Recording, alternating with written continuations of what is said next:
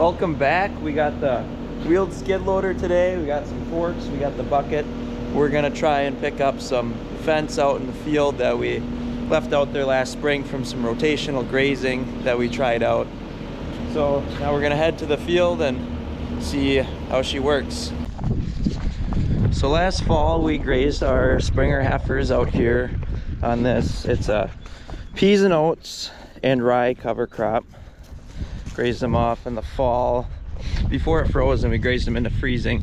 After it froze off, it was definitely not, they didn't eat as much. They wasted a lot more than before, but we still got the fence up, so we're gonna have to take the fence down. We don't have any kind of fancy spooling system, so I can already see how it's probably gonna go, but hopefully it goes better than I'm anticipating.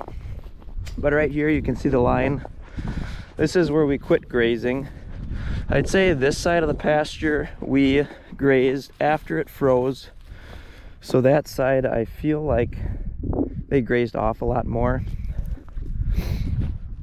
But yeah, so basically this spring we're gonna plant corn out here again, and I think on yield maps we're hopefully gonna be able to see a difference if there's better yields from more nitrogen being put out here from the cover crop and the animals grazing out here.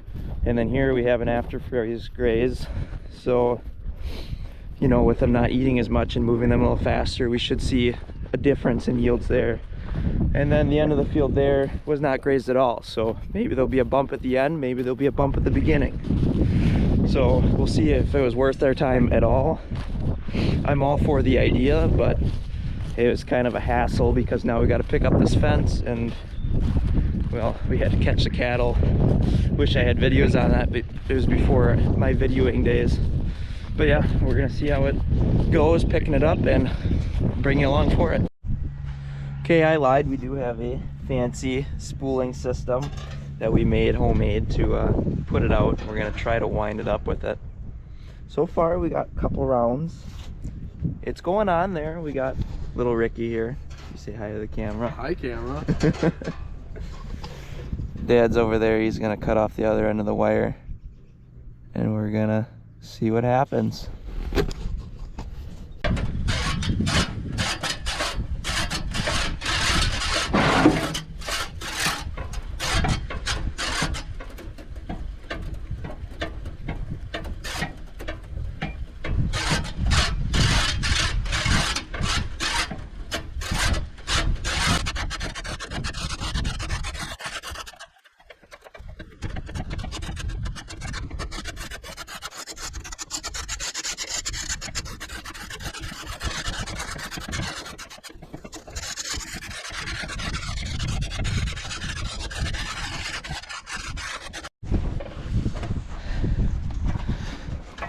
Should be able to take this top off, shouldn't we?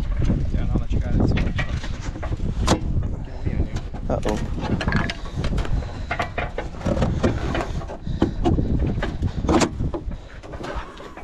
We're gonna lose all our pieces, but I think we're done with this.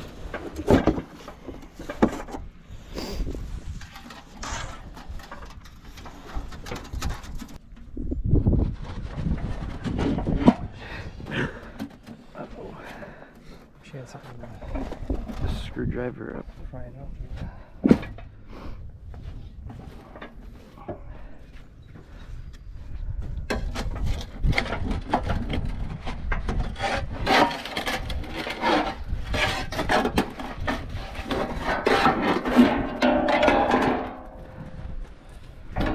There, one down, 3 to go. 3? Yeah, there should be 3. That wasn't a whole section. Oh. So then there's...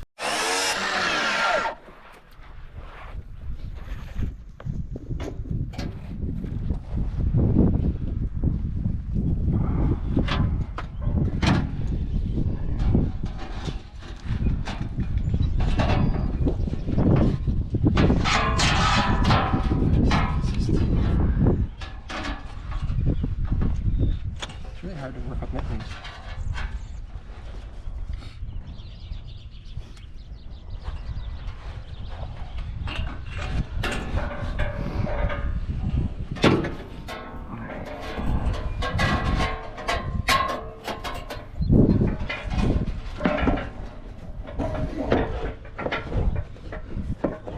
Put it on upside down again.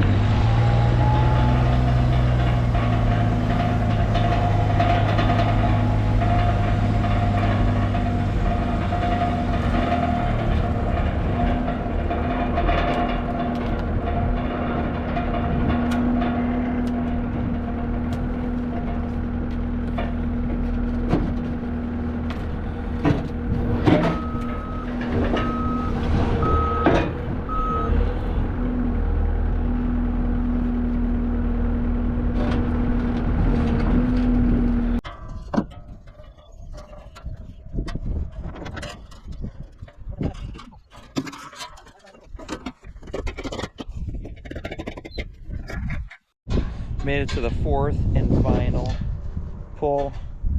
Dad's getting ready in the corner. He must already have a cut. I was not ready for this. We're going again.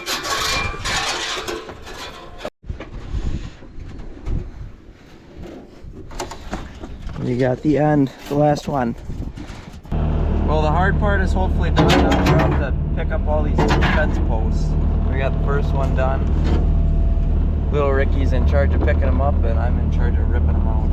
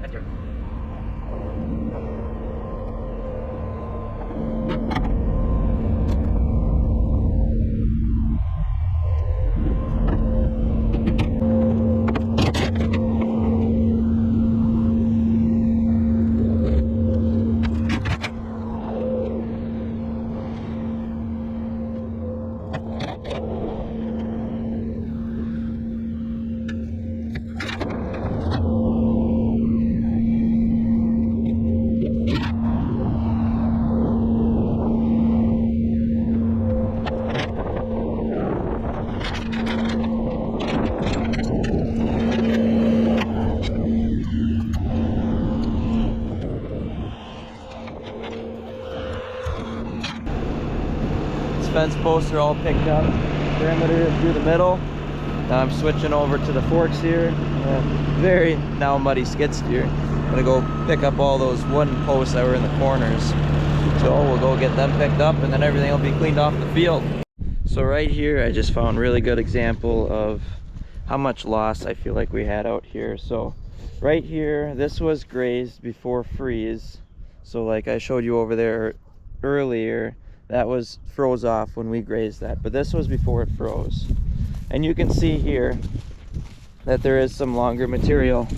This is all oats. The dead stuff is all oats.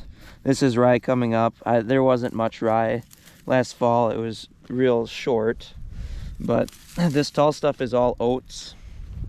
And then there was peas out here. It looks like the peas are pretty well decomposed. I'm not really seeing any out here, but then I want to go take a look at this quick. So last fall when we made this pasture, we went through and we mowed this off with the brush hog. And if you want to take this in a sense, if we would have came out here and harvested this field like we normally would with our cutter and our chopper and did it that way, we would have had the whole field mowed off to this height. Now there's a little bit less organic matter, I will say that, if we would have done that, because this is our organic matter that'd be left over. It would have been short.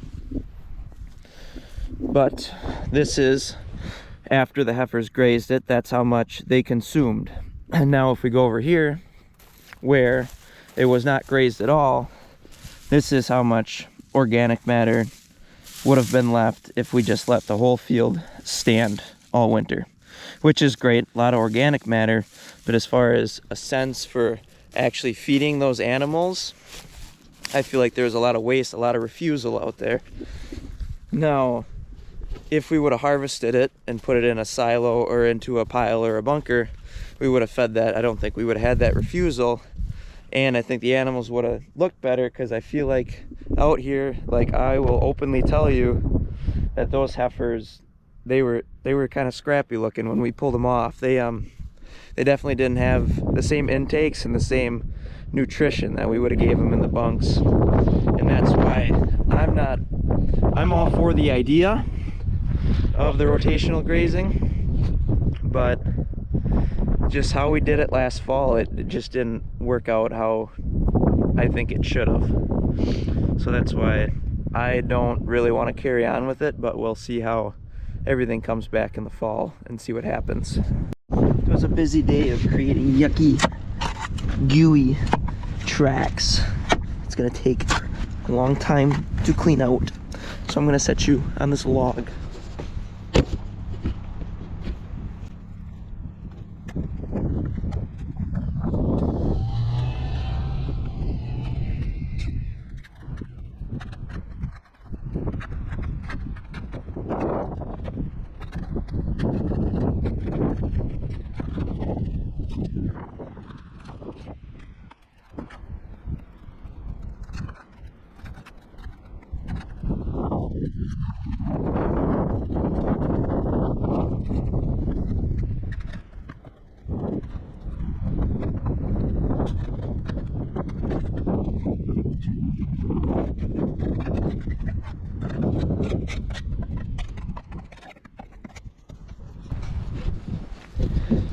Turns out they weren't just yucky and gooey, they were yucky, gooey, and sticky. But got it all cleaned out. So one side, now we gotta do the other. Well, I got all the yucky, gooey stickiness out of both sides, so now hopefully the tracks don't run off on my way back to the shed. But I think that's gonna be a wrap for this video. Hope you guys enjoyed. Be sure to like and subscribe, and we'll see you next time.